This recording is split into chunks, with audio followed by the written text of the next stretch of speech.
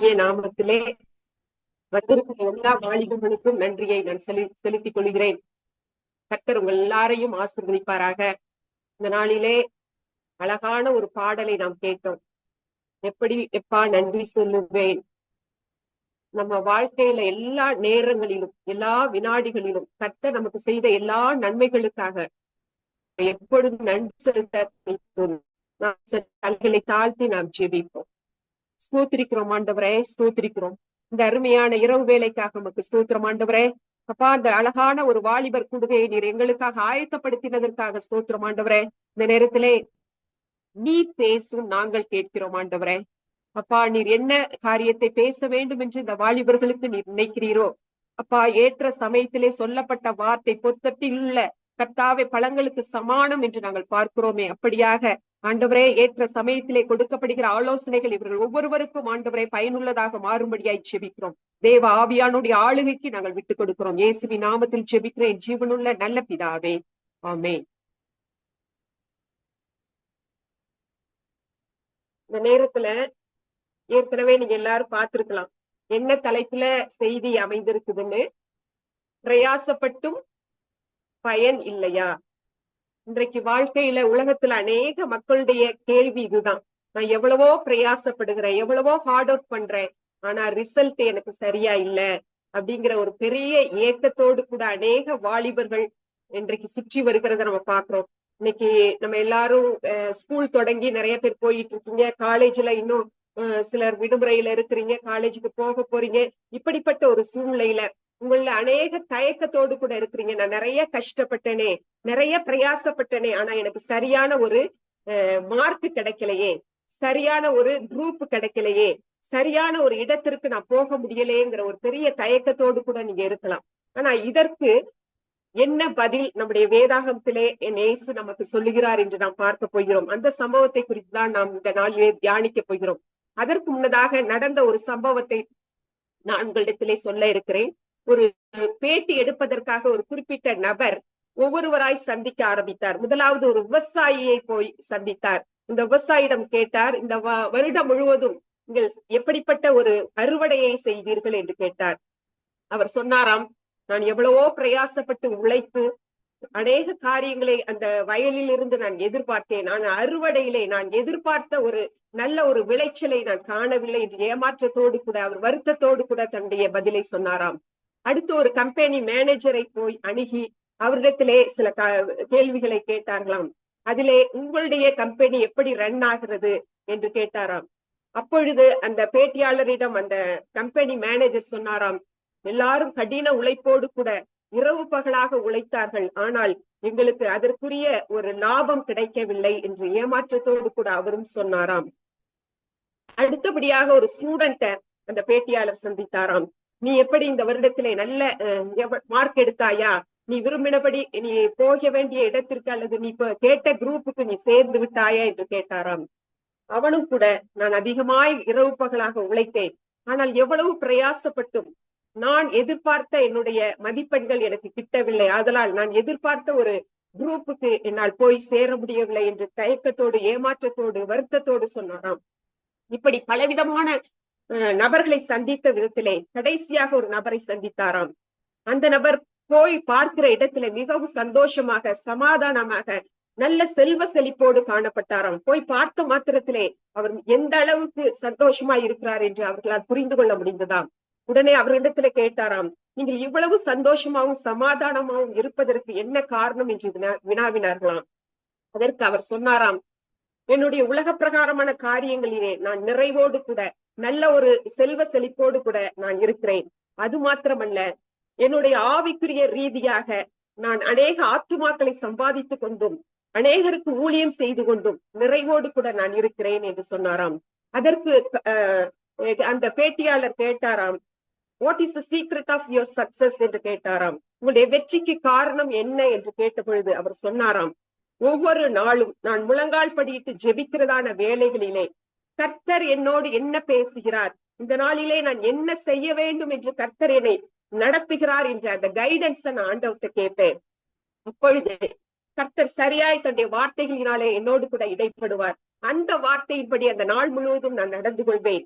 அதுதான் என்னுடைய வெற்றிக்கு ரகசியம் என்று சொன்னாராம். இதை ஏன் உங்களிடத்தில் சொல்லுகிறேன் என்று உங்களுக்கு புரிந்திருக்கும். இன்னைக்கு அநேகர் பிரயாசப்பட்டும் ஏன் பயனில்லாமல் அல்லது பலன் இல்லாமல் இருக்கிறார்கள் என்றால் ஒரே ஒரு காரியம், கர்த்தருடைய சமூகத்திலே கர்த்தருடைய வார்த்தையை கேட்டு நாம் சரியானபடி நாம் எந்த ஒரு முடிவுகளையும் எடுக்காதபடி இருப்பதினாலே நாம் சரியான ஒரு வெற்றி பாதைக்கு நேராய் நாம் செல்ல முடியாதபடி திகைத்து நிற்கிறோம். இன்றைக்கு பல வாலிபர்கள் தோல்விகளை சந்தித்துக் கொண்டே இருக்கிறார்கள். முயற்சிகள் எடுத்துக்கொண்டே இருக்கலாம், ஆனால் அந்த முயற்சியின் பலன் மறுபடியும் ஒரு தோல்வியாகவே அமைந்து விடுகிறது. அதற்கு காரணம் கர்த்தர் சொன்னபடி அவருடைய வார்த்தையின் வல்லமையை உணர்ந்தவர்களாக, அந்த வார்த்தையின் ரகசியத்தை உணர்ந்தவர்களாக, கர்த்தருடைய சித்தத்தின்படி தன்னுடைய வழியை அமைத்துக் கொள்ளாததால் என்றுதான் என்னால் சொல்ல முடியும். அப்படித்தான் வேத வசனம் நம்மளுக்கு போதிக்கிறது. லூக்கா 5வது அதிகாரத்தை எல்லாரும் எடுத்துக்கொள்ளலாம். அந்த 5வது அதிகாரத்தில் உள்ள ஒரு சம்பவத்தை தான் இந்த நாளிலே நாம் தியானிக்க இருக்கிறோம். அதிலே ஒரு சில வசனங்களை நான் படிக்கிறேன்.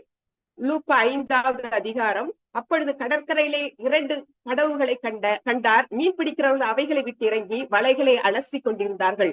அப்பொழுது அந்த படகுகளில் ஒன்றில் ஏறினார். அது சீமோனுடையதாக இருந்தது. அதை கரையிலிருந்து சற்றே தள்ளும்படி அவனை கேட்டுக்கொண்டு அந்த படவில் உட்கார்ந்து ஜனங்களுக்கு போதகம் பண்ணினார். அவர் போதகம் பண்ணி முடித்த பின்பு சீமோனை நோக்கி, ஆழத்திலே தள்ளி கொண்டு போய் மீன் பிடிக்கும்படி உங்கள் வலைகளை போடுங்கள் என்றார். அதற்கு சீமோன், ஐயரே, ரா முழுவதும் நாங்கள் பிரயாசப்பட்டும் ஒன்றும் அகப்படவில்லை, ஆகிலும் உம்முடைய வார்த்தையின்படியே வலையை போடுகிறேன் என்றார். இந்த சம்பவம் உங்க எல்லாருக்கும் தெரிஞ்சிருக்கும். ஆண்டவர் இயேசுவானவர் ஒரு படகுல ஏறி போதகம் பண்ணி கொண்டிருக்கும் பொழுது அந்த சீஷர்கள் வலைகளை விரித்து ஒன்று அவங்களுக்கு கிடைக்கலன்னு ஒரு பெரிய ஒரு வருத்தத்தோடு கூட அந்த இடத்துல நிக்கிறத பாக்குறாரு. பார்த்துட்டு ஆண்டவர் அவர்களோடு இடைப்படுகிறார். அதை குறித்ததான சம்பவம் தான் இது. சோ அதுல ஒரு வார்த்தை வருது, ரா முழுவதும் பிரயாசப்பட்டும் ஒன்றும் அகப்படவில்லை. இது அவங்க சொல்லும் போது இயேசு கிறிஸ்து தாமே அவர்கள் ஏற்கனவே அவர்களுடைய கண்டிஷனை, அதாவது நிலைமையை புரிந்து கொண்டார். இப்ப இந்த இடத்துல பாக்குறோம், அவர்களுக்கு நடந்து கொண்டிருக்கிறதான காரியங்களை இயேசு படவில் இன்று பார்த்து கொண்டிருந்தார். அப்போ ஒரு புரிந்து கொள்ளுகிற ஒரு இயேசுவாக அந்த இடத்திலே நாம் பார்க்க முடியும். அவருடைய செயல்கள் அவர்களுக்கு நல்ல ஒரு பிரயாசத்தின் பலனை கொடுக்கவில்லை என்று என் இயேசுவானவர் புரிந்து கொண்டார். இந்த நாட்களில் அநேக வாலிபர்கள் நான் சந்திக்கும் பொழுது சில வாலிபர்கள் இடத்திலே சொல்லுவது, என்னுடைய தாய் தந்தையார் என்னை புரிந்து கொள்ளவில்லை, அல்லது என்னுடைய ஆசிரியர் என்னை புரிந்து கொள்ளவில்லை, என் நண்பரும் கூட என்னை சரியாய் புரிந்து கொள்ளவில்லை, நான் எவ்வளவோ என்னை புரிந்து கொள்ளுவார்கள் என்று யோசித்த அநேக காரியங்களை அவரிடத்தில் சொல்ல முயற்சிக்கிறேன். ஆனால் அவர்கள் புரிந்து கொள்ளாதபடி, சரியான ஒரு அண்டர்ஸ்டாண்டிங் இல்லாதபடி நடந்து கொள்கிறார்கள். இதனால் நான் பாதிக்கப்படுகிறேன் என்று அநேக வாலிபர்களுடைய ஏக்கங்கள் இதுவாகத்தான் இன்றைக்கு இருக்கிறது. ஆனால் ஒரு சில பெற்றோர்கள் உண்மையாகவே வந்து தன்னுடைய பிள்ளை பள்ளியிலே என்ன செய்து கொண்டிருந்தால், தன்னுடைய கல்லூரியிலே அவருடைய காரியங்கள் எப்படி நடந்தது என்று சாயங்கால வேளைகளிலே பெற்றோர்களோடு கூட இடைபடுகிற பெற்றோர்கள் பிள்ளைகளை நான் பார்த்திருக்கிறேன். அவர்களுடைய முடிவுகளை பார்க்கும் பொழுது உண்மையாக அவர்கள் சந்தோஷம் உடையவர்களாக, சமாதானம் உள்ளவர்களாக, வாழ்க்கையிலே மேல்மட்டத்திற்கு போகிறவர்களாக இருக்கிறார்கள். ஏனென்றால் அவர்களை புரிந்து கொள்ளுகிற ஒரு நபர் வீட்டிலே இருக்கிறார்கள். தாயாக இருக்கலாம், தந்தையாக இருக்கலாம், ஆசிரியராக கூட இருக்கலாம், நண்பர்களாக கூட இருக்கலாம். ஆனால் இன்றைக்கு அநேக வாலிபர்கள் தற்கொலைக்கு நேராக அல்லது பல தவறான முடிவுகளுக்கு நேராக போகிறது எதனால் என்று பார்க்கும் பொழுது தன்னை புரிந்து கொள்ளுகிற ஒருவர் இல்லை என்று. ஆனால் இந்த சம்பவத்திலே நாம் பார்க்கும் பொழுது இயேசுவானவர் சீஷர்களுடைய நிலைமையை அவர் புரிந்து கொள்கிறார்.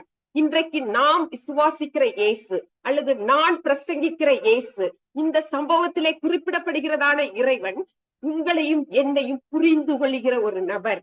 இப்படிப்பட்ட ஒரு தெய்வத்தை அல்லது இப்படிப்பட்ட ஒரு இறைவனை நம்முடைய வாழ்க்கையில் பெற்றிருப்பது மிகப்பெரிய ஒரு நல்ல காரியம். ஏனென்றால் இன்றைக்கு அநேக பிள்ளைகளுக்கு இந்த ஒரு ரகசியம் தெரியவில்லை.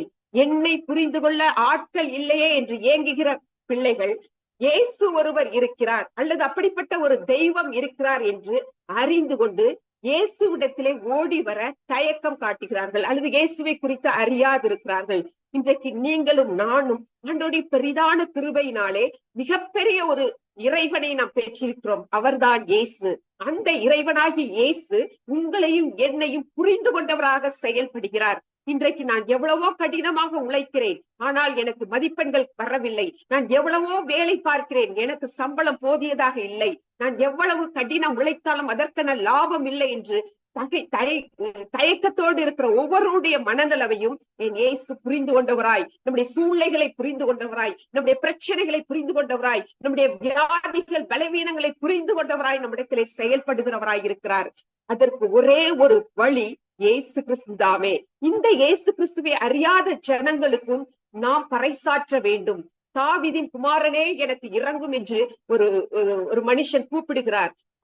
எனக்கு தயவு செய்து இறங்கும் ஆண்டவரே, தாவீதின் குமாரனே எனக்கு இறங்கும் என்று அந்த கூப்பிடுகிற சத்தத்தை இயேசு புரிந்து கொண்டு அவனுடைய கூப்பிடுதலுக்கு அவர் செவி சாய்த்து அங்கே குணமாக்குகிறவராக அவர் செயல்படுவதை பார்க்கிறோம். இதிலிருந்து நாம் என்ன கற்றுக்கொள்கிறோம்?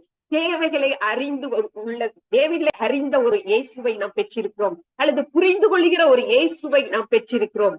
புரிந்து கொள்ளும் இயேசுவை பெற்றிருப்பது இந்த நாட்களிலே பாக்கியமான ஒரு காரியம். அப்படிப்பட்ட ஒரு பேரண்ட்ஸ் இருந்தாங்கன்னா, அப்படிப்பட்ட ஒரு டீச்சர்ஸ் இருந்தாங்கன்னா உண்மையாவே நாம் பாக்கியசாலிகள். ஆனால் மனிதர்களிடத்திலிருந்து நாம் அவ்வளவு ஒரு புரிந்து கொள்ளுதலை நாம் பார்க்க முடியாது. என் இயேசு கிறிஸ்து தாமே நம்முடைய உள்ளங்களின் ஆராய்ந்து அறிகிற இயேசு கிறிஸ்து, நம்முடைய உள்ளங்களின் நினைவுகளை அறிகிற இயேசு கிறிஸ்து உங்களையும் என்னையும் எவ்வளவாய் நேசிக்கிறார். நம்முடைய நினைவுகளை அறிந்த அந்த இயேசுவை நாம் எவ்வளவாய் நேசிக்க வேண்டும் என்று இவைகள் கற்றுக் கொடுக்கின்றன. இன்றைக்கு அநேக வாலிபர்கள் என் பேரண்ட்ஸ் புரிந்து கொள்ளவில்லை என்று மோசமான தீர்மானங்களுக்கு நேராய் தள்ளப்படுகிறார்கள்.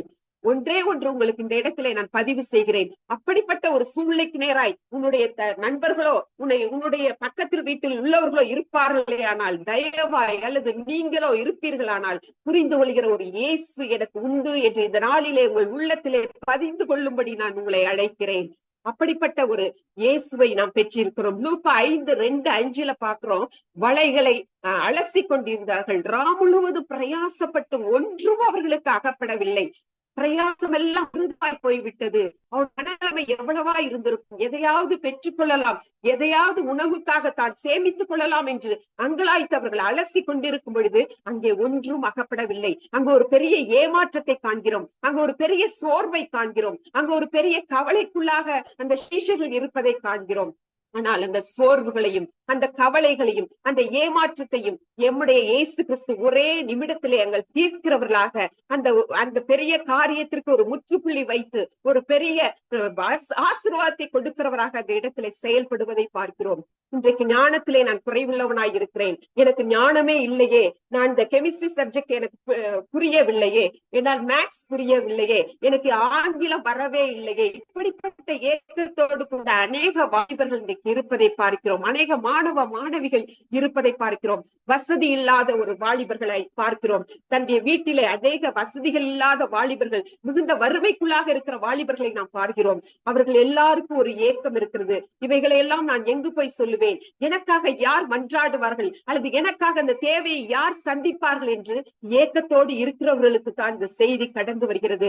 2:5 இரவு பகலாக பல நாட்களாக பல வருடங்களாக இந்த இடத்துல பாக்குறோம், இரவு பகலாக என்று நாம் பார்க்கிறோம். ஆனால் பல நாட்களாக பல வருடங்களாக பிரயாசத்தோடு கூட அநேக காரியங்களை முயற்சி செய்தும் தோல்வியை கொண்டிருக்கிற வாலிபர்களை நான் அறிவேன். அங்கே நம்ம பார்க்கிற ஒரு வசனம் சொல்லுகிறது, ஏசாயாவுல நம்ம பார்க்கும்போது 55:8 பார்க்கிறோம், உன் நினைவுகள் என் நினைவுகள் அல்ல, உன் வழிகள் என் வழிகள் அல்லவென்று முன்பே அறிந்த தேவன். இப்படி என்று நாம் பார்க்கிறோம். நம்முடைய நினைவுகள் அவருடைய நினைவுகள் அல்ல. நீங்களும் நானும் இந்த வழியில் தான் போக வேண்டும், இதைத்தான் என்னுடைய வாழ்க்கையிலே நான் நடப்பிக்க வேண்டும் என்று ஒருவேளை நம்முடைய விருப்பங்கள் இருக்கலாம். ஆனால் ஆண்டவருடைய எண்ணங்கள், என் இயேசுவாருடைய எண்ணங்கள் வேறே திசையை நோக்கி இருக்கலாம். நாம் அதை புரிந்து செயல்பட வேண்டும். அவர் எந்த வழியிலே நம்மை நடத்துகிறாரோ அந்த வழியிலே நாம் செல்ல வேண்டும். அது மாத்திரமல்ல, ஆதியாகமத்துல பாத்தீங்கன்னா 21வது அதிகாரம் 14-15 பார்த்தீங்கன்னா அங்க தண்ணீர் எல்லாம் செலவழித்து ஆகார் என்ற பெண்மணியை நாம் பார்க்க முடியும். அங்க ஒரு பிள்ளையோடு கூட வனாந்தரத்திலே அவள் சென்று இருக்கிறாள். தண்ணீர் எல்லாம் செலவழிந்து போய்விட்டது. அவள் பிள்ளை ஒரு செடியின் கீழே விட்டுவிட்டு பிள்ளை சாகிறதை நான் பார்க்க மாட்டேன் என்று எதிராக அம்பு பாயும் தூரத்திலே போய் உட்கார்ந்து சத்தமிட்டு அழுகிறாள்.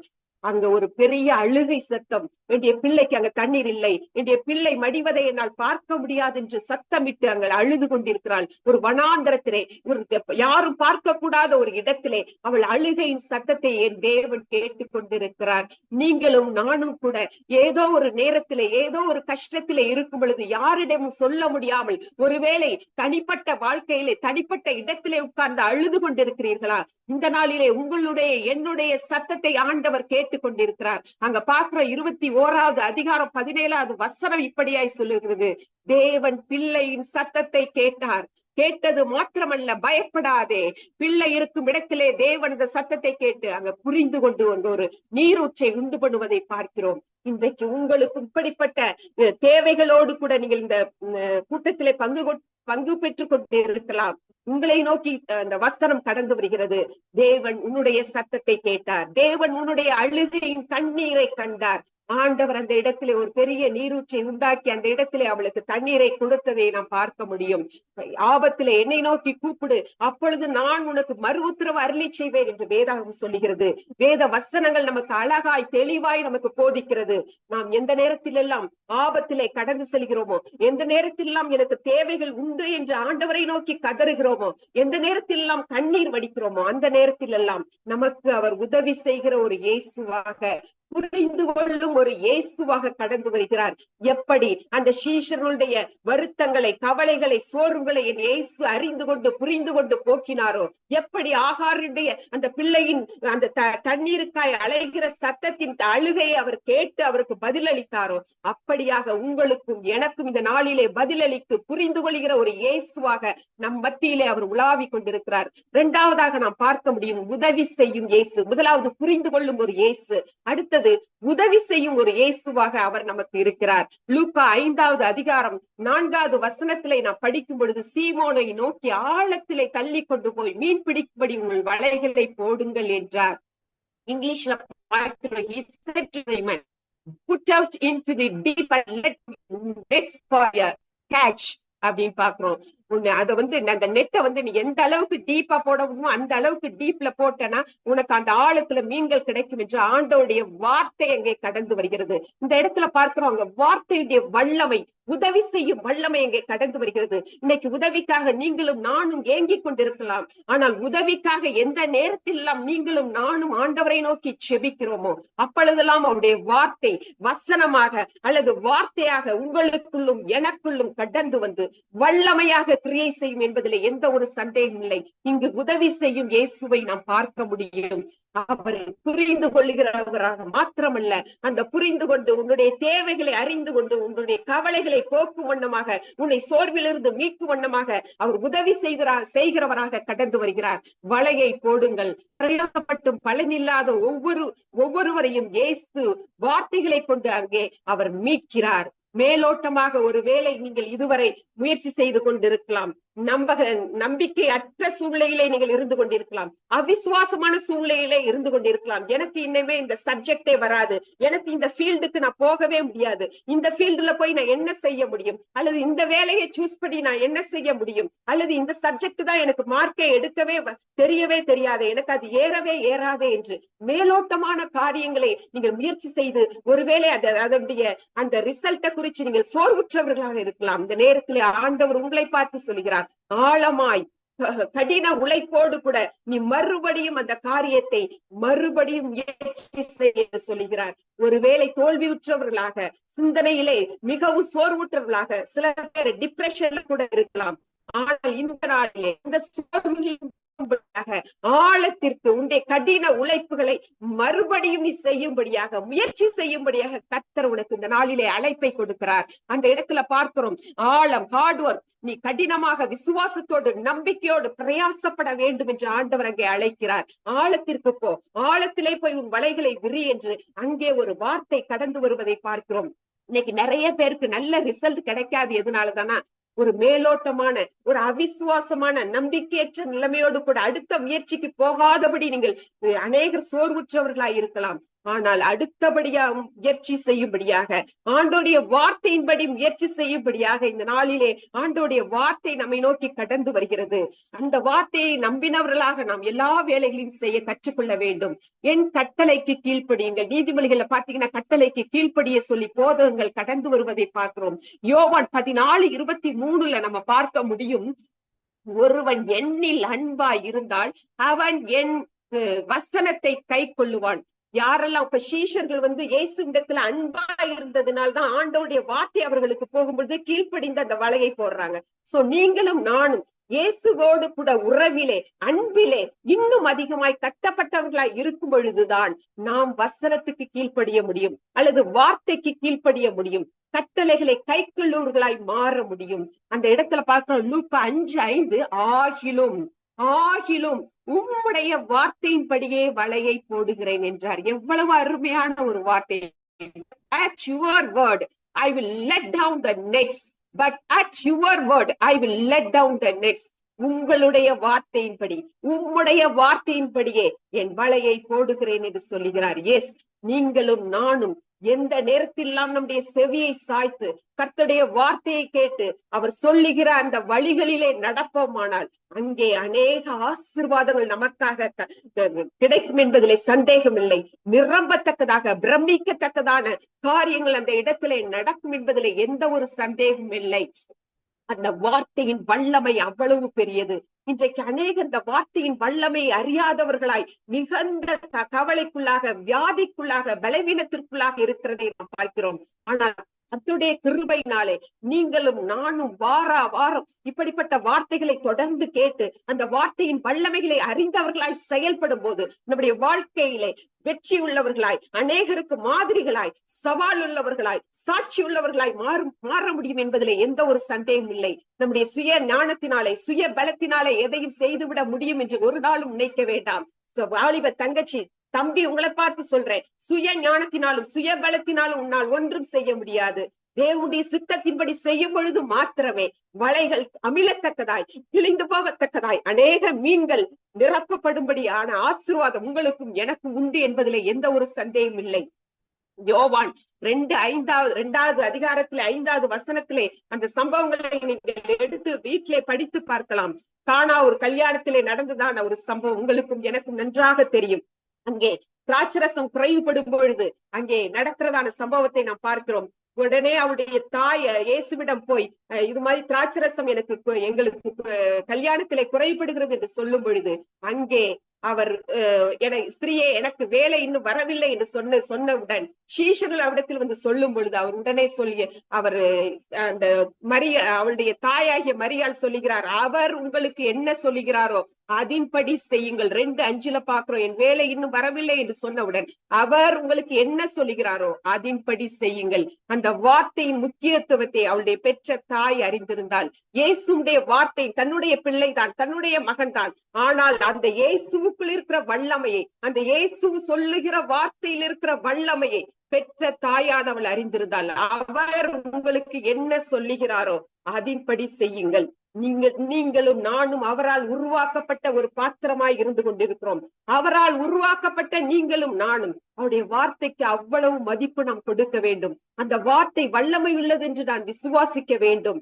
எனக்கு சித்தம் உண்டு, சுத்தமாக என்று சொல்லும் பொழுது அங்கே வியாதிகள் குணமான சம்பவங்களை நாம் பார்க்க முடியும். அந்த வார்த்தையின் வல்லமையை நாம் பார்க்க முடியும். அநேக சம்பவங்கள் புதிய ஏற்பாட்டில எடுத்து படிப்போமானால் 4 சுவிசேஷங்களும் அநேக அற்புத அடையாளங்கள் அவருடைய வார்த்தையின் மூலமாக நடந்ததை பார்க்க முடியும். இப்படிப்பட்ட ஒரு இயேசுவை தான் நீங்களும் நானும் வணங்கி கொண்டிருக்கிறோம். அதற்காக நாம் தேவனை ஸ்தோத்திரிக்க வேண்டும். 3வதாக பிரமிப்பு உண்டாகும்படி அற்புதம் செய்யும் இயேசு. 3வதாக பிரமிப்பை உண்டாக்கும்படி நம்முடைய வாழ்க்கையிலே பெரிய அற்புதங்களை செய்யும் ஒரு இயேசுவை நாம் பற்றி கொண்டிருக்கிறோம். அங்கே பார்க்கிறோம், மிகுதியான மீன்களை பிடித்தார்கள். 2 படகுகளும் அமிழத்தக்கதான் நிரப்பினார்கள். And they come and filled both the boats so that they began to sink.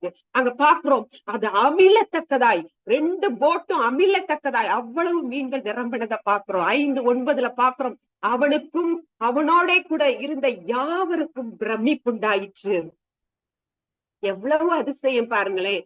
அங்க ஒரு பெரிய அற்புதம் நடக்குது. அந்த அற்புதத்தை பார்த்து அங்க உள்ளவங்களுக்கும் அவங்கள பக்கத்துல இருந்த எல்லாருக்கும் என்ன செய்தான், அந்த அற்புதங்களை பார்த்து பிரமிப்பு உண்டாயிடுச்சான்.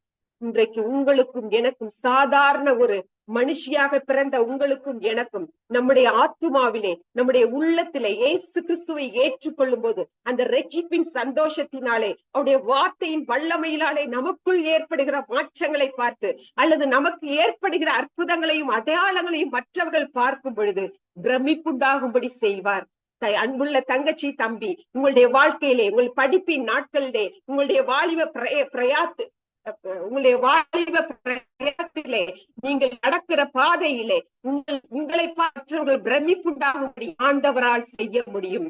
அந்த இயேசு அப்படிப்பட்டவர். இன்னைக்கு நான் IPS ஆகணும், IAS ஆகணும், நான் பெரிய ஐடி கம்பெனில பெரிய ஒரு வேலையில அமரணும்னு பலவிதமான ட்ரீமோடு கூட படித்துக் கொண்டிருக்கிற என் வாலிப தம்பி, தங்கச்சி, உங்களை பார்த்து அநேக பிரமிப்புண்டாகும்படி செய்ய வேண்டுமானால் கர்த்தருடைய வார்த்தையை பிடித்துக் கொள்ளுங்கள். கர்த்தருடைய வார்த்தை அவர் உங்களுக்கு என்ன சொல்லுகிறாரோ அதன்படி செய்யுங்கள். உங்களுடைய சுய ஞானத்தினால் எதையும் செய்து விடாதீர்கள். லூக்கா 5:10 பார்க்கிறோம்.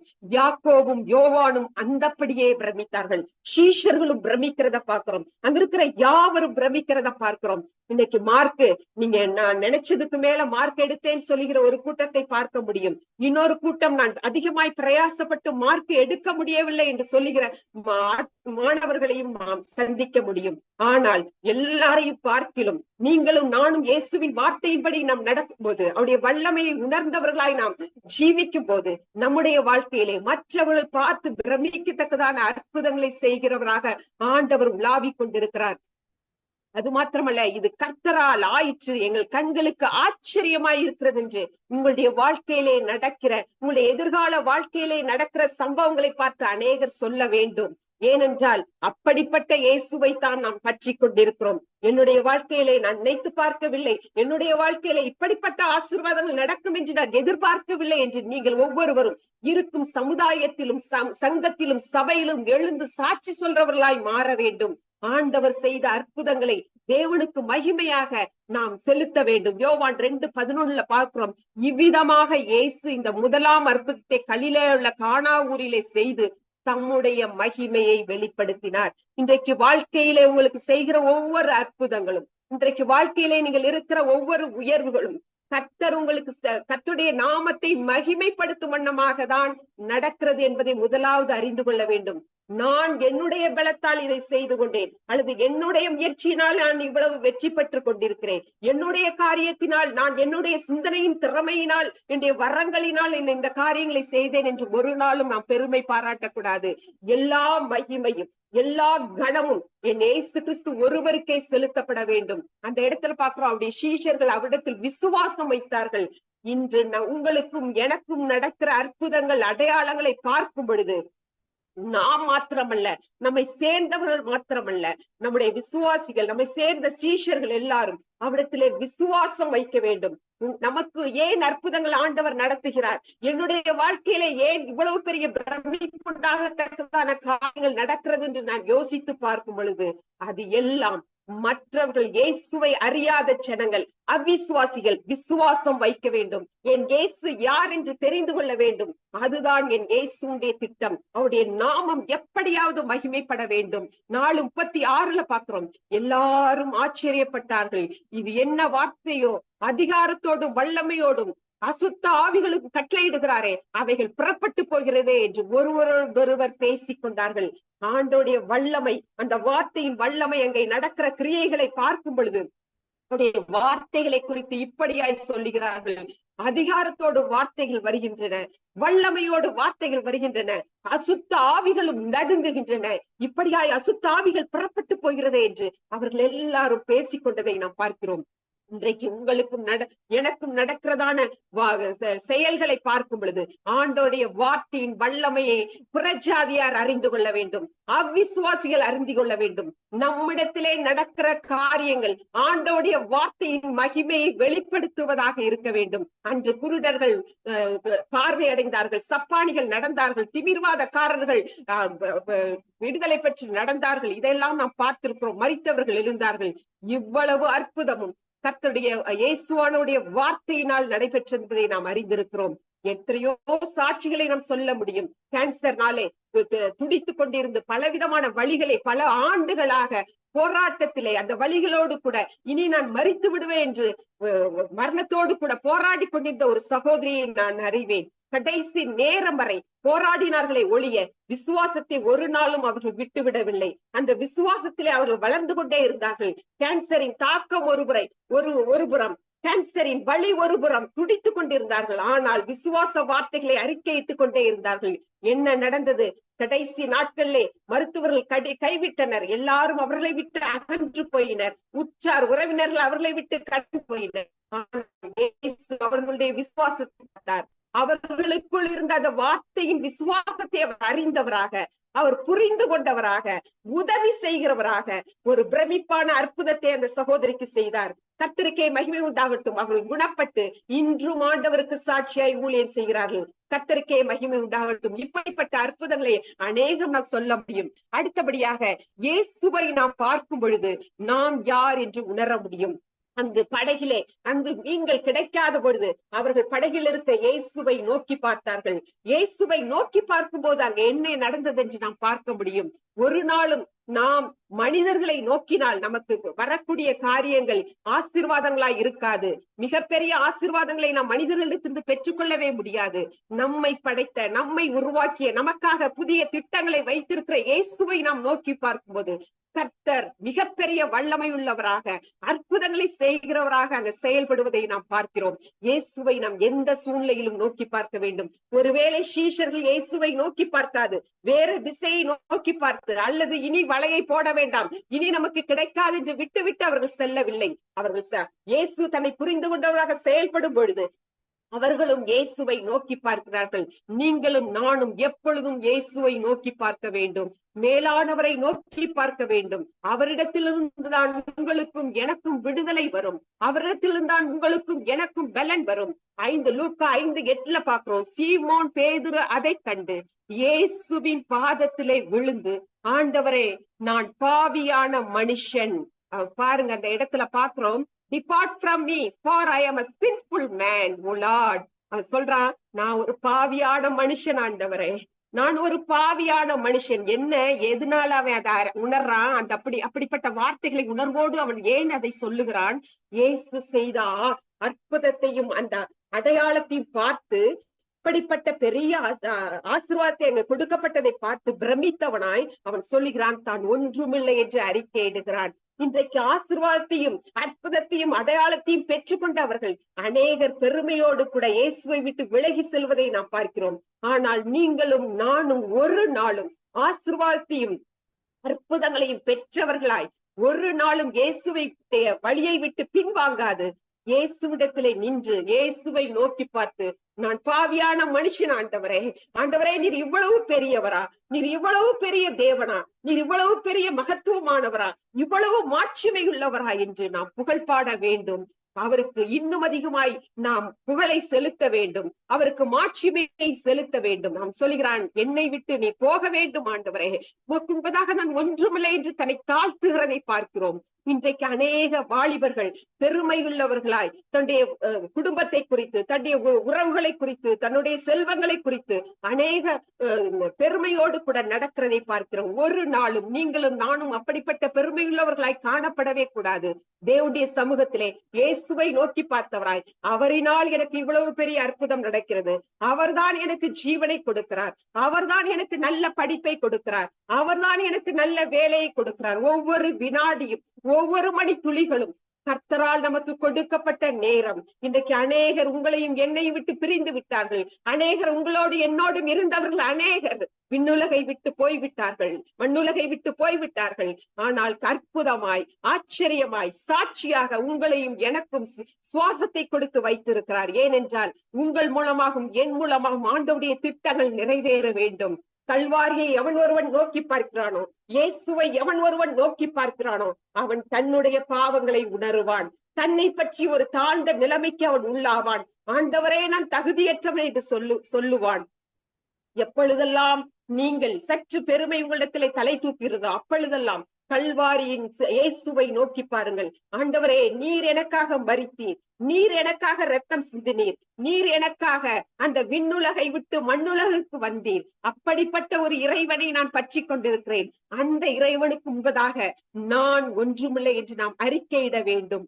அங்கே சங்கீத யாக்கோபிலே பார்க்கிறோம், 4:10 பார்க்கிறோம், கர்த்தருக்கு முன்பாக தாழ்மைப்படுங்கள், அப்பொழுது அவர் உங்களை உயர்த்துவார். இன்றைக்கு உயர்வையே விரும்பிக் கொண்டு, மேலிடத்தையே விரும்பிக் கொண்டு போய்கொண்டிருக்கிற ஒரு பெரிய சமுதாயத்தை, இந்த சமுதாயத்திலே அநேக வாலிபர்களை நாம் பார்த்து கொண்டிருக்கிறோம்.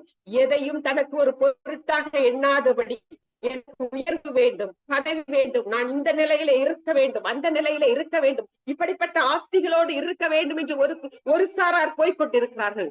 ஆனால் நீங்களும் நானும் உயர்வு வேண்டுமானால் கர்த்தருக்கு முன்பதாக, ஆண்டவரே நான் ஒன்றுமில்லை, நான் தாழ்மைப்படுகிறேன் ஆண்டவரே, என்னை ஒருமுறை என்னுடைய சமூகத்திலே நான் ஊற்றி விடுகிறேன் ஆண்டவரே, கல்வாரி அன்புக்கு முன்பதாக நான் ஒன்றுமில்லை என்று நாம் ஒவ்வொரு நாளும் அறிக்கையிட வேண்டும். பிலிப்பியர் 2வது அதிகாரத்திலே நாம் எல்லாரும் தெரிந்த வசனம், அவர் தம்மை தாமே வெறுமையாக்கி அடிமையின் ரூபம் எடுத்து மனுஷ சாயலானார், சிலுவையின் மரண பரியந்தம் தம்மை தாமே தாழ்த்தினார்.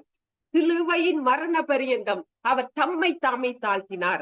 ஆதலால் தேவன் எல்லாவற்றிற்கும் மேலாக அவரை உயர்த்தினார். எத்தனை அருமையான வசனம் பாருங்கள், எத்தனை அருமை! அதை எத்தனை தடவை படித்தாலும் அதனுடைய மேன்மை விளங்காத அத்தனை மேன்மையான வசனம்.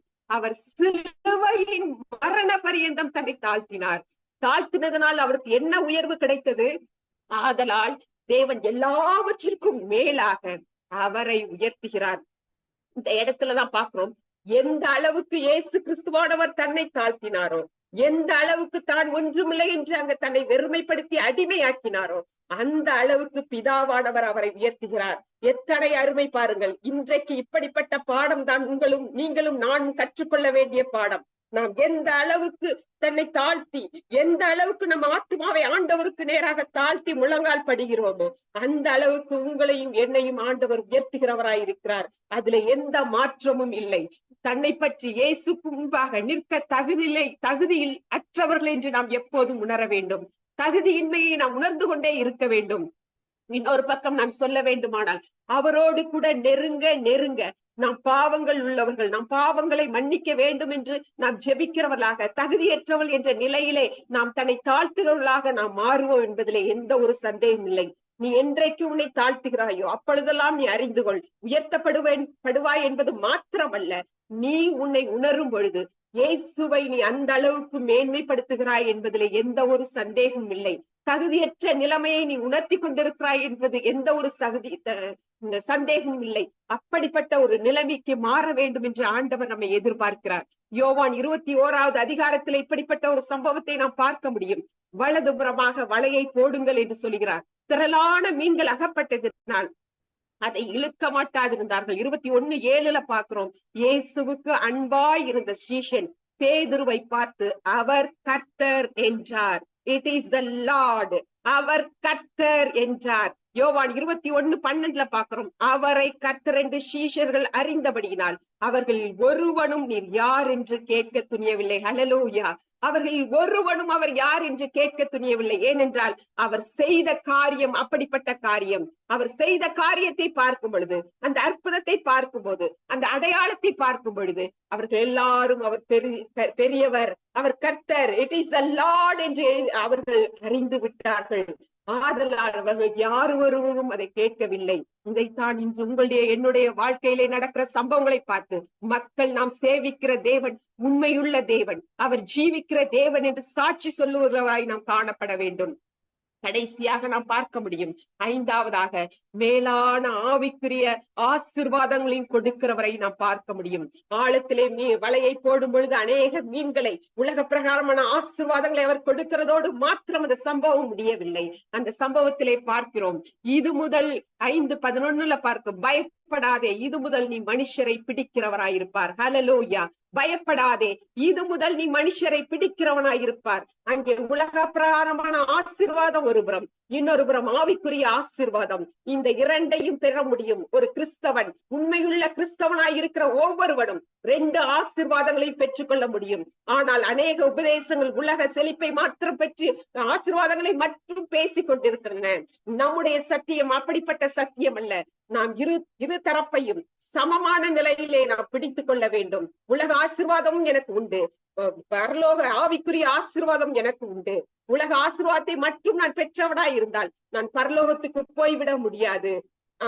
உலக ஆசீர்வாதங்களை விட ஆவியின் ஆசீர்வாதங்கள் உடையவனாய் இருப்பேனே ஆனால் பரலோகத்திலே எனக்கு மிகப்பெரிய பரிசு உண்டு, மிகப்பெரிய ஆசீர்வாதம் உண்டு. அந்த ஆசீர்வாதம் உள்ளவனாய் சீமோன் பேதுருவை இயேசு அங்க மாற்றுகிறதை பார்க்கிறோம். இதிலிருந்து நாம் பெற்றுக்கொள்வது என்ன? ஆண்டவரே, ஒவ்வொரு நாளும் என்னை உலக பிரகாரம் ஆசீர்வாதங்களுக்காக மாத்திரமே நான் தேட மாட்டேன் ஆண்டவரே. ஆவிக்குரிய ஆசீர்வாதம் எனக்கு வேண்டும் ஆண்டவரே. மத்தேயு 6:33 வசனம் இப்படி சொல்லுகிறது, முதலாவது தேவனுடைய ராஜ்யத்தையும் அவருடைய நீதியையும் தேடுங்கள், அப்பொழுது இவைகள் எல்லாம் உங்களுக்கு கூட கொடுக்கப்படும். ஹல்லேலூயா. முதலாவது தேவனுடைய ராஜ்யத்தை நாம் தேட வேண்டும். கிறிஸ்தவர்களாகிய நீங்களும் நானும் உலகத்திலே உள்ள ஆசீர்வாதங்களை தேடாதபடி first seek the kingdom of God. First seek the kingdom of God. முதலாவது இயேசுவுடைய ராஜ்யத்தை நான் தேட வேண்டும். அப்பொழுதுதான் இவைகள் எல்லாம் கூட கொடுக்கப்படும். ஆண்டவருடைய பிரியாரிட்டி எது என்று நான் பார்க்க வேண்டும். இயேசு எனக்கு கற்றுத்தரும் பாடம் என்ன என்று நான் பார்க்க வேண்டும். இயேசு எனக்கு என்ன சொல்லுகிறார்? முதலாவது நான் தேவனுடைய ராஜ்யத்தை தேட வேண்டும். முதலாவது இப்படிப்பட்ட கூடுகைக்கு நான் வர வேண்டும். முதலாவது வசனத்தை திறந்து நான் படிக்க வேண்டும். நான் எழுந்தவுடனே ஜெபிக்க வேண்டும். என்னை படைத்த, என்னை உருவாக்கிய அந்த இயேசுவை நான் தேட வேண்டும். முதலாவது நான் அதை செய்யும் பொழுது உலக ஆசீர்வாதங்களும் எனக்கு கூட கொடுக்கப்படும். அநேக ஆத்துமாக்களை பிடிக்கிறவனாய் சீஷனை மாற்றி அவர் அனுப்புகிறார். இன்றைக்கு உங்களுக்கும் எனக்கும் கொடுக்கப்பட்ட மிகப்பெரிய பணி ஒன்று உண்டு பிள்ளைகளே. உங்களுக்கும் எனக்கும் மிக பிரதானமான ஒரு கட்டளை, ஒரு டியூட்டி உங்களுக்கும் எனக்கும் உண்டு. அது என்ன? நீங்களும் நானும் ரட்சிக்கப்பட்டதோடு மாத்திரமல்ல, உங்களோடு, உங்களுடைய வகுப்பிலே உங்களோடு கூட அமர்ந்திருக்கிற மாணவர்களுக்கு, மாணவிகளுக்கு, உங்கள் பக்கத்து வீட்டுக்காரர்களுக்கு, உங்களுக்கு தெரிந்தவர்களுக்கு என் இயேசுவை அறிவிக்க வேண்டும். ஆத்தும ஆதாயகர்களாக மாற வேண்டும். உன்னை மனுஷனை பிடிக்கிறவனாக மாற்றுகிற இயேசு கிறிஸ்து உங்களுக்கும் எனக்கும் அருளப்பட்டிருக்கிறார். நாம் ஏதோ நான் மட்டும் நன்றாயிருந்தால் போதும், நான் மட்டும் சுகித்திருந்தால் போதும் என்ற சந்ததியிலே நாம் வரவில்லை. நான் பெற்ற ஆசீர்வாதத்தை, எனக்கு கொடுக்கப்பட்ட இலவச ரட்சிப்பை நான் அநேகருக்கு கடத்தி செல்ல வேண்டும். இப்படிப்பட்ட பணிகளிலே அநேக ஊழியக்காரர்கள், போதகர்கள், மிஷனரிகள் இன்றைக்கு உலகத்திலே பல இடங்களிலே இதற்காக தொண்டு செய்து கொண்டிருக்கிறார்கள். இப்படிப்பட்ட சேவைக்காக ஒருவேளை உங்களையும் என்னையும் ஆண்டவர் அழைக்கலாம். அது எந்த வயதினராக இருந்தாலும் பரவாயில்லை. இயேசு உங்களை அழைப்பாரானால் ஆவிக்குரிய ஆசீர்வாதத்தை கொடுத்து மனுஷரை பிடிக்கிறவராக உன்னை மாற்றுவேன் என்று சொல்லுவாரே. ஆனால் ஒருவேளை முழு நேர பணிக்கு தான் நாம் போக வேண்டும் என்பதில்லை. பகுதி நேரமாக இருக்கிற இடத்திலே, நாம் இருக்கிற வசிக்கிற இடங்களிலே, வகுப்பிலே நாம் அநேகருக்கு இயேசுவை கடத்தி செல்ல வேண்டும். அதுதான் ஆண்டவர் உங்களையும் என்னையும் ஆசீர்வதிக்கிறவராய் இருக்கிறார். அந்த ஆத்தும ஆதாயகராக மாற்றி ஆவிக்குரிய வளர்ச்சியை உங்களுக்கும் எனக்கும் கொடுக்கிறவராய் இந்த நாளிலே நின்று கொண்டிருக்கிறார். கொலேசியர் 4:19 எடுத்து படிப்போமானால், என் தேவன் தம்முடைய ஐஸ்வரியத்தின் படியே உங்கள் குறைவுகளை எல்லாம் கிறிஸ்து இயேசுவுக்குள் மகிமையிலே நிறைவாக்குவார். ஹல்லேலூயா, ஹல்லேலூயா. என் தேவன் தம்முடைய ஐஸ்வரியத்தின்படி, அவருக்கு இருக்கிற எல்லா ஆசீர்வாதங்களின் படி, அவருக்கு இருக்கிற அருளப்பட்டிருக்கிற எல்லா ஆசீர்வாதங்களையும் நம்முடைய குறைவுகளை கிறிஸ்து இயேசுவுக்குள் மகிமையிலே நிறைவாக்குவார். ஒரு நிறைவான அனுபவத்துக்குள்ளாக உங்களையும் என்னையும் இயேசு கிறிஸ்து தாமே மாற்றுவார். அதுல எந்த சந்தேகமும் இல்லை. நீங்களும் நாமும் துரிதமாய் செயல்பட வேண்டும். இந்த இயேசுவை அறிவிக்கிறவர்களாக இந்த நாளிலிருந்து செயல்பட ஆரம்பிக்க வேண்டும். நாம் கேட்டுக்கொண்டே இருப்போமே ஆனால் ஒரு நாளிலே நாம் ஊழியம் செய்யாதவர்களாக மாறிவிடுவோம். கேட்பதற்கு தகுந்தாற்போல் நம்மையும் மாற்றிக்கொண்டு நம்முடைய சாட்சியான வாழ்க்கையும் காத்துக்கொண்டு அதோடு கூட உலகத்திலே இருக்கிற அநேகருக்கு, சமுதாயத்திலே இருக்கிற அநேக ஜனங்களுக்கு இயேசு கிறிஸ்துவுடைய அந்த சுவிசேஷத்தை கடத்துவர்களாக இந்த நாளிலே கர்த்தர் உங்களையும் என்னையும் ஆசீர்வதிப்பாராக. நம்ம எல்லாரும் தலைகளை தாழ்த்தி நான் ஜெபம் பண்ணுவோம். ஆண்டவரே ஸ்தோத்திரம் ஆண்டவரே. இந்த அருமையான இரவு வேலைக்காக உமக்கு நன்றி செலுத்துகிறோம் ஆண்டவரே. இந்த கர்த்தாவே இந்த நேரத்திலே அப்பா இந்த தம்பி தங்கச்சிங்களோடு ஆண்டவரே உடைய வேத வசனங்களை தியானிக்கும்படியாக நீர் கொடுத்த அருமையான நேரத்திற்காக ஸ்தோத்திரம் ஆண்டவரே.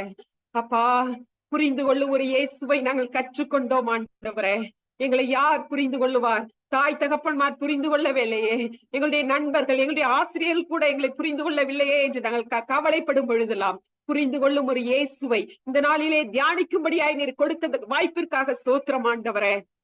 எத்தனையோ ஹார்ட் ஒர்க் பண்ணோமே ஆண்டவரே, போன வருடத்திலே பலவிதமாய் பிரயாசப்பட்டோமே, ஆனால் நாங்கள் நினைத்த அந்த மதிப்பெண்கள் எங்களுக்கு கிடைக்கவே இல்லையே என்ற கவலையோடு கூட மாணவர்கள் இந்த இடத்துல இருப்பார்களே. ஆனால் ஆண்டவரே ஆண்டவரை உடைய வார்த்தையின்படி ஆழத்திலே வலையை போடவும் அதிலிருந்து ஆசீர்வாதங்களை பெற்றுக் கொள்ளவும் இந்த நாளிலே இன்னும் கர்த்தாவே மேலோட்டமாக இல்லாதபடி கடின உழைப்போடு கூட இன்னொரு முயற்சியோடு கூட அவர்கள் தன்னுடைய வாழ்க்கையிலே தன்னுடைய படிப்பிலே இயங்கும்படியாய் செபிக்கிற ஆண்டவரே, படிப்பிலே நல்ல ஒரு ஞானத்தையும் ஆண்டவரே சமயோசித புத்தியையும் அறிவையும் கட்டளையிடும்படி செபிக்கிறோம் ஆண்டவரே. உடைய வார்த்தையின்படி ஆண்டவரே நீ சொல்லும்படி நீ செய்ய சொல்லும்படி செய்வது எதுவோ அதை நாங்கள் கேட்டு எங்களுடைய வாழ்க்கையிலே அபியாசிக்கும்படியாக ஆண்டவரே நாங்கள் எங்களுடைய சுய சித்தத்தின்படி எதையும் செய்து விடாதபடி தேவனுடைய வார்த்தைக்கு நாங்கள் கீழ்ப்படி எங்களுக்கு உதவி செய்யும்படியாய் நாங்கள் செபிக்கிறோம் ஆண்டவரே. உதவி செய்கிற இயேசுவை நாங்கள் பார்க்கிறோமே, அந்த உதவி செய்கிற இயேசு எங்களுக்கு எல்லா நாளிலும் எங்கள் ஒவ்வொருவருக்கும் ஆண்டவரே இங்க இருக்கிற எல்லா மாணவ மாணவிகளுக்கும் உதவி செய்கிறவராகவே தொடர்ந்து இருக்கும்படியாய் ஜெபிக்கிறோம். பிரமிப்புண்டாகும்படியான ஒரு அற்புத அடையாளங்கள் ஆண்டவரே இந்த ஜெபத்திலே பங்கு கொள்கிற ஒவ்வொரு மாணவ மாணவிகளுக்கும் வாலிபருக்கும் ஆண்டவரே செய்யும்படியாய் ஜெபிக்கிறோம். அவருடைய வாழ்க்கையை பார்க்கும் பொழுது அநேகருக்கு பிரமிப்புண்டாகும்படி அவளுக்கு நடக்கிற அற்புத அடையாளங்களை பார்க்கும் போது அநேகர் ஆண்டவரை ஆச்சரியப்படும்படி நீ செய்ய போறதற்காக ஸ்தோத்திரம் ஆண்டவரே. அது மாத்திரமல்ல ஆண்டவரே, நாங்கள் ஆசீர்வாதங்களை பெற்றுக் கொள்ளும் போது எங்களை நாங்களே ஒன்றுமில்லை என்று தாழ்த்துகிறோம் ஆண்டவரே. நான் ஒரு பாவிதான், அவர் மிகப்பெரிய கர்த்தர், அவர் மிகப்பெரிய இறைவன் என்று நாங்கள் போற்றும்படியாக உம்முடைய நாமத்திற்கு மகிமையை செலுத்தும்படியாக நாங்கள் தகுதியற்றவர்கள் என்று உணர்ந்த ஆண்டவரே உம்மிடத்துல இன்னும் பயபக்தியாக நாங்கள் நெருங்கும்படியாக நீர் உதவி செய்ய போறதற்காக ஸ்தோத்திரம் ஆண்டவரே. கடைசியாக ஆவிக்குரிய ஆண்டவரை ஆசீர்வாதத்தினால் இங்க இருக்கிற ஒவ்வொருவரையும் நிரப்பும்படியாய் செபிக்கிறேன். ஒவ்வொரு கர்த்தாவே தம்பி தங்கச்சிகளையும் கர்த்தாவே ஆத்தும ஆதாயகர்களாக மாற்ற வேண்டும் என்று செபிக்கிறேன் ஆண்டவரே. மனுஷரை பிடிக்கிறவர்களாக தன்னுடைய வகுப்புள்ள ஆசிரியருக்கு தன்னுடைய கர்த்தாவே சக மாணவர்களுக்கு இயேசு கிறிஸ்துவின் வல்லமையை அதிசயத்தை சொல்லுகிறவர்களாக மாற்றும்படியாய் செபிக்கிறோம் ஆண்டவரே. எங்களுடைய இந்திய தேசத்திலே ஒரு பெரிய தாக்கம் ஆண்டவரே இந்த குழுவில் உள்ள வாலிப பிள்ளைகளால் வரும்படியாய் நான் செபிக்கிறேன் ஆண்டவரே. இந்திய தேசம் ஆண்டவரே சுவிசேஷத்திற்காய் திறந்த வாசலோடு கூட இருக்கிற தேசம் ஆண்டவரே. அதிலே எங்களுடைய வாலிபர்கள் கர்த்தாவே அப்பா அந்த திறந்த வாசலுக்குள் நுழைந்து ஆண்டவரே கர்த்தரை அநேகருக்கு ஆண்டவரை அறிமுகப்படுத்துவர்களாக கர்த்தரே தேவன் என்று சொல்லியவர்களாக தன்னுடைய வாழ்க்கையிலே சாட்சியாக மாறி அநேகருக்கு தன்னை எடுத்துரைக்கிறவர்களாக அப்பா மாற்றும்படியாய் செபிக்கிறேன். இந்தியாவிலே ஒரு மிகப்பெரிய எழுப்புதலை ஆண்டவரை இந்த குழுவினரை கொண்டு ஆண்டவரை இந்த என்ன நோக்கத்தோடு இந்த குழு கர்த்தாவே உண்டாக்கப்பட்டதோ அந்த குழுவினுடைய தாக்கம் நிறைவேறத்தக்கதாக நோக்கம் நிறைவேறத்தக்கதாக நாங்கள் செபிக்கிறோம். தொடர்ந்து பெரிய காரியங்களை பெரிய ஆசீர்வாதங்களை ஒவ்வொருவருக்கும் செய்ய வேண்டும் என்று இயேசுவின் நாமத்திலே ஜெபிக்கிறேன் ஜீவனுள்ள நல்ல பிதாவே, ஆமேன் ஆமேன். எல்லாரும் சேர்ந்து சொல்லலாம். என் ஆத்துமாவே கர்த்தரை ஸ்தோத்திரி, என் முழு உள்ளமே அவருடைய பரிசுத்த நாமத்தை ஸ்தோத்திரி. என் ஆத்துமாவே கர்த்தரை ஸ்தோத்திரி, கர்த்தர் செய்த சகல உபகாரங்களையும் மறவாதே. ஆமேன் ஆமேன் ஆமேன். யாருக்கெல்லாம் யூஸ்ஃபுல்லா இருந்துச்சு தேவனா மகிமைக்காக அட்மிட் பண்ண அலையில சொல்லுங்க பார்க்கலாம். யாருக்கெல்லாம் யூஸ்ஃபுல்லா இருந்தது? கர்த்தர் யாரோட கூட பேசினார்? ஹல்லேலூயா ஹல்லேலூயா. ஜென்சி ஆன்சி அலையிலே சொல்லியிருக்கீங்க. ரேகா விஷக்கா வேற யாருக்குமே யூஸ்ஃபுல்லா இல்லையா? யமுனா சிஸ்டர் கர்த்தர் யாரோட கூட பேசினாரா? எனக்கு ரொம்ப யூஸ்ஃபுல்லா இருந்துச்சு. கேட்கணும் கேட்டுட்டே இருக்கலாம் போல இருந்துச்சு. கர்த்தர் நல்லவர், நம்மளை புரிந்து கொள்ளுகிற தேவன், நம்மளோட வாழ்க்கையில அற்புதத்தை செய்கிற தேவன். ஓகே சொல்லுங்களா? அதனால என்ன செய்யுங்க, ஒரு வேலை சோர்ந்து போயிடுறாங்க. ஐயோ நான் எவ்வளோ ஹார்ட் ஒர்க் பண்ணேன், 10th எவ்வளோ மார்க் எடுக்கணும், ஹார்ட் ஒர்க் பண்ணேன், +2 எவ்வளோ மார்க் எடுக்கணும், காலேஜில் எவ்வளோ பெர்சன்டேஜ் வேணும் ட்ரை பண்ணேன் அப்படின்னு சொல்லி சோர்ந்து போகாம என்ன செய்யணும்? அழகா சொல்லி கொடுத்தாங்கல்ல, தொடர்ந்து இன்னும் ஹார்ட் ஒர்க், இன்னும் ஹார்ட் ஒர்க். ஏன்னா ஆண்டவரை நம்பி, ஆண்டவரை உண்மை நம்புறேன்ப்பா உண்மை விசுவாசம் இந்த காரியத்தை சரின்னு சொல்லி அவரை நம்பி முயற்சியில எடுக்கும் போது கண்டிப்பா கர்த்தர் என்ன செய்வார். அது மாத்திரம் உங்களுக்கு மனுஷரை பிடிக்கிறவராக்கவே ஆண்டவர் வாக்கு கொடுத்திருக்கிறார். அநேக ஆத்துமாக்களை தந்து நடத்துவார். ஓகே சொல்லுங்களா? காட் பிளஸ் யூ சொல்லுங்களா? God bless you. தேங்க்யூ எல்லாருக்கும் தேங்க்யூ பேபிக்கா. தேங்க்யூ எல்லாருக்கும் தேங்க்யூ. கத்துலங்க ஒவ்வொருவரையும் ஆசீர்வதிப்பாராக. அடுத்த வாரம் வந்துருங்க. வாரம் சனிக்கிழமை மறந்துடாதீங்க. ஓகே சொல்லுங்களா? ஞாபகப்படுத்தணும்னு நினைக்காதீங்க. நீங்களே நினைச்சிடணும், கரெக்ட் டைமுக்கு வந்துடணும். Okay, God bless you. Bye சொல்லுங்களா? பை.